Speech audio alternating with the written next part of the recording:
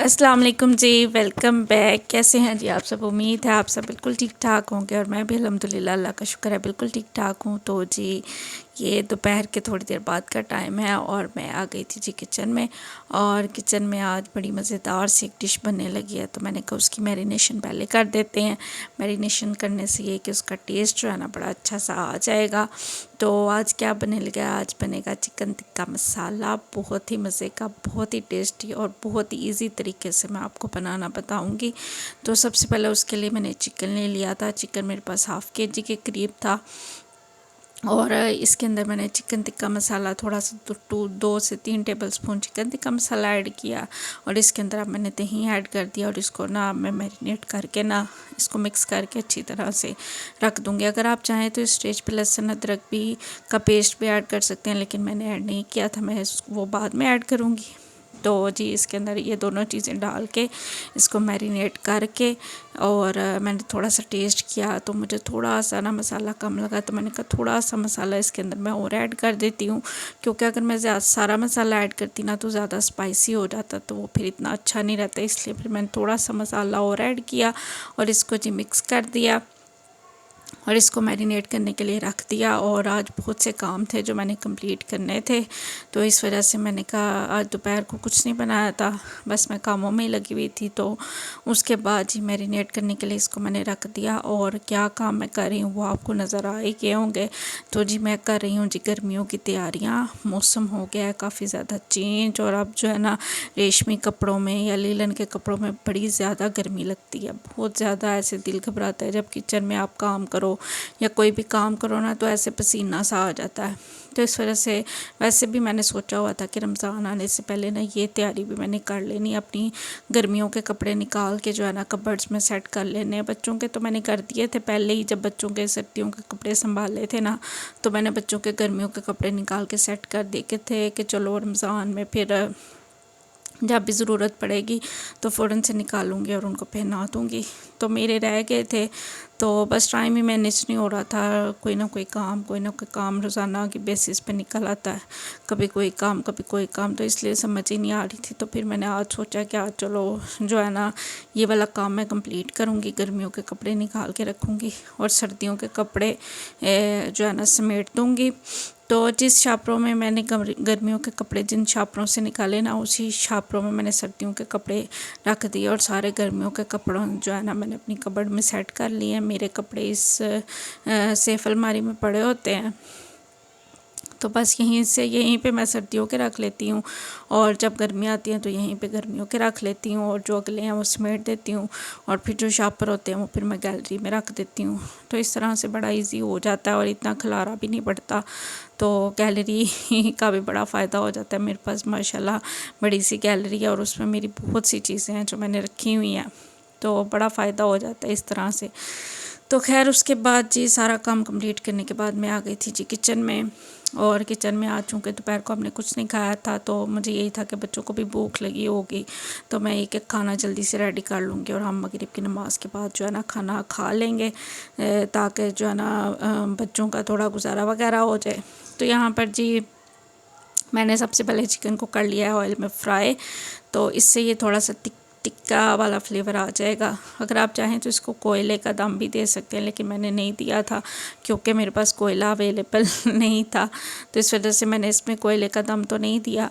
तो इसको फ्राई मैंने कर लिया था अच्छी तरह से। जैसे ही ये थोड़ा सा गोल्डन हुआ था तो मैंने इसको निकाल लिया था और इसके अंदर अब मैंने एक चॉप की हुई प्याज ऐड की है और प्याज मैंने इसी चॉपर में ऐड कर ली थी और ऐड करके मैंने इसको अच्छी तरह से चॉप कर लिया था और अब इसको मैं फ्राई कर लूँगी। आपने इसको बिल्कुल ब्राउन नहीं करना, बस हल्का सा सोते करना है। जब इसका कलर चेंज हो जाएगा ना, तो मैं इसके अंदर ये कि लहसुन अदरक का पेस्ट ऐड कर दूँगी। अगर आपने लहसुन अदरक का पेस्ट पहले भी ऐड किया तो आप दोबारा भी ऐड कर सकते हैं, लेकिन मैंने चूँकि पहले ऐड नहीं किया था, तो इस वजह से मैं जो है ना बाद में मैंने लहसुन अदरक का पेस्ट ऐड किया है। तो आप चाहें तो फ्राई करने से पहले जो आपने मैरिनेशन की थी उस स्टेज पे भी ऐड कर सकते हैं, लेकिन अपनी अपनी चॉइस होती है, तो फिर मैंने ऐड नहीं किया था। तो यहाँ पर जी जैसे ही प्याज थोड़ा सा सोते हो गया था, मैंने इसके अंदर लहसुन का पेस्ट ऐड कर दिया और इसके अंदर जो है ना मैंने अदरक का पेस्ट ऐड कर दिया था।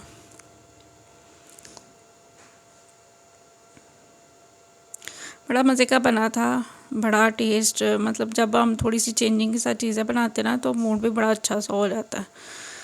तो खैर इसके बाद जी जो मैरिनेशन का बाकी मसाला बच गया था वो भी मैंने इसके अंदर ऐड कर दिया, जो दही वाला मटेरियल था वो भी इसके अंदर ऐड कर दिया। मैंने कहा इससे ये कि चलो थोड़ा जो है ना, इसके अंदर मैंने कोई मतलब दूसरे इतने ज़्यादा स्पाइसेस कुछ भी ऐड नहीं किए थे, और टमाटर के क्यूब्स मेरे पास बने पड़े थे तो वो मैंने 3 इसके अंदर ऐड कर दिए, और उसको अच्छी तरह से भून लेने के बाद मैंने इसके अंदर जो है ना चिकन ऐड कर दिया था। और इस स्टेज पे मैंने थोड़ा सा इसका मतलब चेक किया था मसाला, तो मसाला मुझे कंप्लीट लग रहा था, मुझे लग ही नहीं था रहा किसी चीज़ की ज़रूरत है, ना नमक ना मिर्च ना किसी और चीज़ की, बिल्कुल परफेक्ट मुझे फ़ील हो रहा था। इस वजह से फिर मैंने ऐड नहीं किया।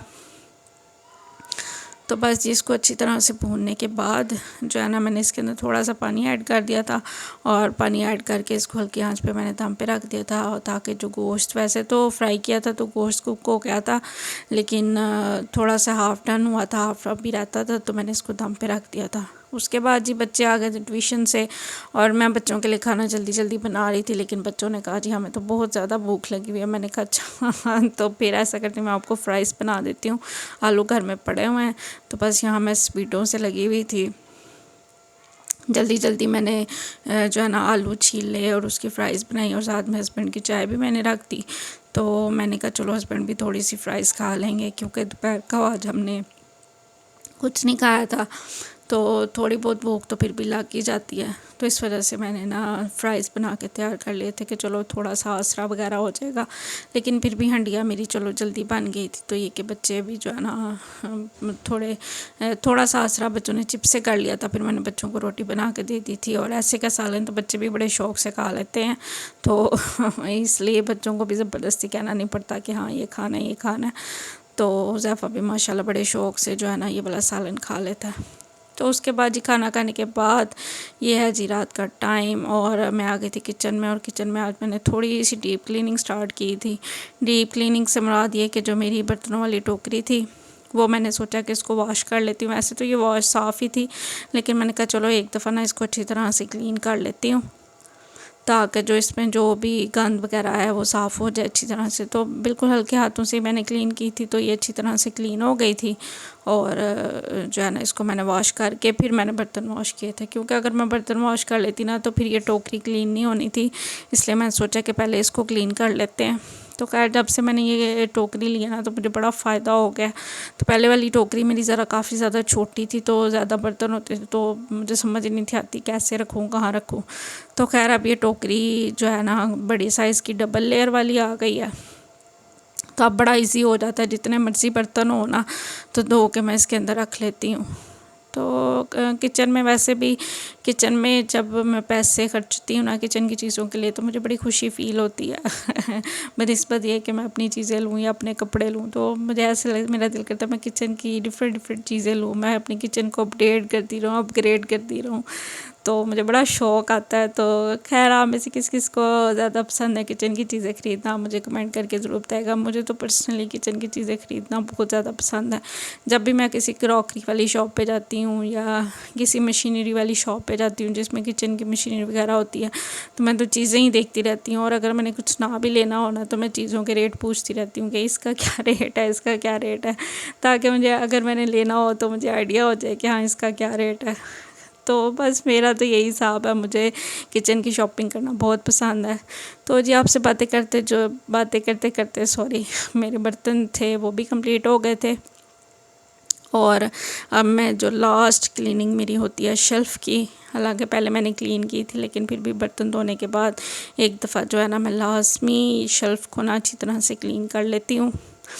तो इसको अच्छी तरह से क्लीन कर लेंगे, और फिर हमारा जो किचन है वो उसको हम आज के लिए टाटा बाय बाय बोल देंगे क्योंकि आज के काम कंप्लीट हो गए हैं, और रात को किचन क्लीन करके सोना भी एक सेटिस्फेक्शन है। तो इस वजह से जी किचन को अच्छी तरह से क्लीन कर लेंगे, और उसके बाद जी अंदर चलते हैं। और यहाँ पर जी मैं लेके आई थी अपनी मेडिसिन, और मेडिसिन किस चीज़ की है वो मैं आपको बताती हूँ। एक्चुअली मुझे काफ़ी रेशा सा बन गया, और मेरे कान में काफ़ी ज़्यादा पेन है रेशे की वजह से, और मेरा कान बिल्कुल बंद हो गया हुआ, मुझे समझ ही नहीं आती, पता नहीं है कैसे अचानक से इतना मुझे प्रॉब्लम हो गई। तो खैर मैंने कहा चले एंटीबायोटिक खाने से बेहतर है मैं होम्योपैथिक की मेडिसिन लेके आऊँ। तो इस वजह से मैं गई थी होम्योपैथिक वाले के पास और अपनी मेडिसिन लेके आई थी। तो वो कह रहा टाइम लगेगा लेकिन हो जाएगा इंशाल्लाह ठीक। तो अल्लाह ताला खैर रखे, अल्लाह ताला सेहत तंदुरुस्ती शिफा अता फरमाए। तो बस ज़िंदगी हो तो छोटे मोटे प्रॉब्लम्स चलते ही रहते हैं। और जिसके साथ ही मैं अपनी वीडियो का एंड करती हूँ। वीडियो अच्छी लगी हो तो please like share and subscribe my channel. और जी thank you so much for watching. Take care, अल्लाह हाफिज़।